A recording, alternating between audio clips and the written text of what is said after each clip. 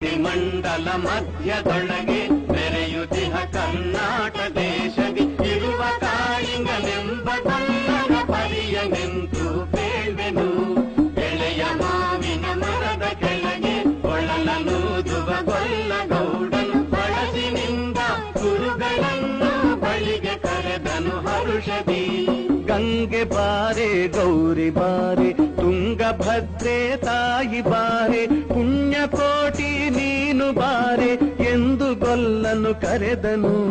ಗೊಲ್ಲ ಕರೆದ ಧ್ವನಿಯ ಕೇಳಿ ಎಲ್ಲ ಹಸುಗಳು ಬಂದು ನಿಂತು ಚೆಲ್ಲಿ ಸೂಸಿ ಹಾಲು ಕರೆಯಲು ಅಲ್ಲಿ ತುಂಬಿತು ಬಿಂದಿಗೆ.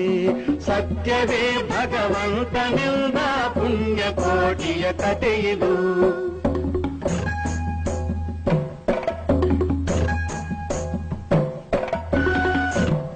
ಹಬ್ಬಿದ ಮಲೆ ಮಧ್ಯದೊಳಗೆ ಅರ್ಭುತನೆಂದೆಂಬ ವ್ಯಾಘ್ರನು ಅಬ್ಬರಿಸಿ ಹಸಿ ಹಸಿದು ಬೆಟ್ಟದ ಕಿಬ್ಬಿಯೊಳುತ್ತಾನಿದ್ದನು. ಸಿಡಿದು ರೋಷದಿ ಮೊರೆಯುತ್ತಾ ಹುಲಿ ಗುಡುಗುಡಿಸಿ ಹೋರಿಡುತ್ತ ಚಂಗನೆ ತುಡುಕಲೆರಗಿದ ರಭಸ ಕಂಜಿ ಚದರಿ ಹೋದುವು ಹಸುಗಳು. ಪುಣ್ಯಕೋಟಿ ಎಂಬ ಹಸುವು ತನ್ನ ಕಂದನ ನೆನೆದುಕೊಂಡು ಮುನ್ನ ಹಾಲನು ಕೊಡುವೆನೆನುತ ಚಂದದೀತಾ ಬರುತ್ತಿರೆ. ಹಿಂದೆ ನಗೆ ಆಹಾರ ಸಿಕ್ಕಿತು ಎಂದು ಬೇಗನೆ ದುಷ್ಟ ವ್ಯಾಘ್ರನು ಬಂದು ಬಳಸಿ ಅಡ್ಡಗಟ್ಟಿ ನಿಂದನ ಹುಲಿರಾಯನು. ಸತ್ಯವೇ ಭಗವಂತನೆಂದ ಪುಣ್ಯಕೋಟಿಯ ಕಥೆಯಿದು.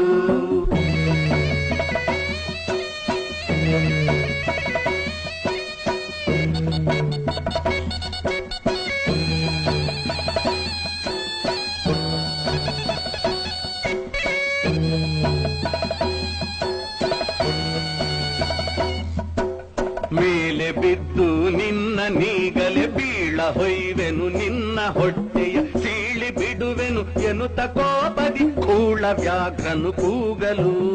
ಒಂದು ಭಿನ್ನಹ ಹುಲಿಯ ಕೇಳು ಕಂದನಿರುವನು ದೊಡ್ಡಿಯೊಳಗೆ. ಒಂದು ನಿಮಿಷದಿ ಮೊಲೆಯ ಕೊಟ್ಟು ಬಂದು ಸೇರುವೆ ನಿಲ್ಲಿಗೆ. ಹಸಿದ ವೇಳೆಗೆ ಸಿಕ್ಕಿದೊಡವೆಯ ವಶವ ಮಾಡದೆ ಬಿಡಲು ನೀನು ನುಸುಳಿ ಹೋಗುವೆ ಮತ್ತೆ ಬರುವೆಯ ಹುಸಿಯ ನಾಡುವೆ ಎಂದಿತು. ಸತ್ಯವೇ ನಮ್ಮ ತಾಯಿ ತಂದೆ, ಸತ್ಯವೇ ನಮ್ಮ ಬಂಧು ಬಳಗ, ಸತ್ಯವಾಕ್ಯಕ್ಕೆ ತಪ್ಪಿ ನಡೆದರೆ ಮೆಚ್ಚನ ಪರಮಾತ್ಮನು. ಸತ್ಯವೇ ಭಗವಂತನಿಂದ ಪುಣ್ಯಕೋಟಿಯ ಕಥೆಯಿದು.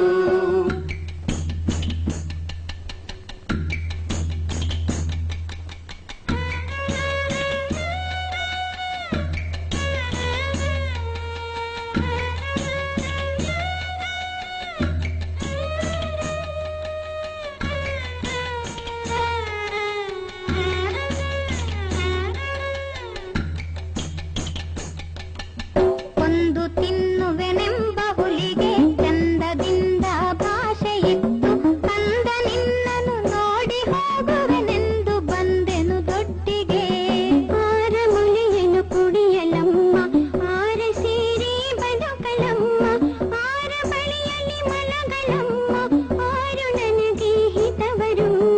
ಅಮ್ಮಗಳಿರ ಅಕ್ಕಗಳಿರ ನಮ್ಮ ತಾಯೊಡ ಹುಟ್ಟುಗಳಿರ, ನಿಮ್ಮ ಕಂದ ತಬ್ಬಲಿಯ ನೀ ಕರುವನು. ಮುಂದೆ ಬಂದರೆ ಹಾಯಬೇಡಿ, ಹಿಂದೆ ಬಂದರೆ ಒದೆಯಬೇಡಿ, ಕಂದ ನಿಮ್ಮವನೆಂದು ಕಾಣಿರಿ ತಬ್ಬಲಿಯ ನೀ ಕರುವನು. ಸತ್ಯವೇ ಭಗವಂತನೆಂದ ಪುಣ್ಯಕೋಟಿಯ ಕಥೆಯಿದು.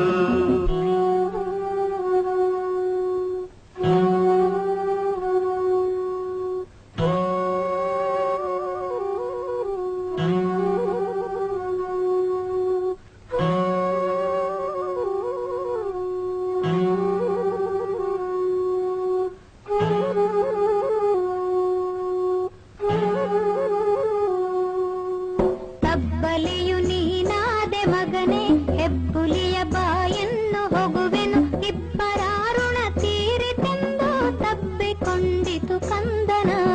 ಗೋವು ಕರುವನು ಬಿಟ್ಟು ಬಂದು ಸಾವಕಾಶವ ಮಾಡದಂತೆ ಗವಿಯ ಬಾಗಿಲ ಸೇರಿ ನಿಂತು ತವಕದಲ್ಲಿ ಹುಲಿಗೆಂದಿತು. ಖಂಡವಿದೆಕೋ ಮಾಂಸವಿದೆಕೋ ಗುಂಡಿಗೆಯ ಬಿಸಿ ರಕ್ತವಿದೆಕೋ ಚಂಡ ವ್ಯಾಘ್ರನೆ ನೀನಿದೆಲ್ಲವನುಂಡು ಸಂತಸದಿಂದಿರು. ಪುಣ್ಯಕೋಟಿಯ ಮಾತ ಕೇಳಿ ಕಣ್ಣ ನೀರನ್ನು ಸುರಿಸಿ ನೊಂದು ಕನ್ನೆಗಿವಳನು ಕೊಂದು ತಿಂದರೆ ಮೆಚ್ಚನ ಪರಮಾತ್ಮನು. ಎನ್ನ ಒಡ ಹುಟ್ಟಕ್ಕ ನೀನು ನಿನ್ನ ಕೊಂದು ಏನ ಪಡೆವೆನು ಎನ್ನುತ್ತಾ ಹುಲಿ ಹಾರಿ ನೆಗೆದು ತನ್ನ ಪ್ರಾಣವ ಬಿಟ್ಟಿತು.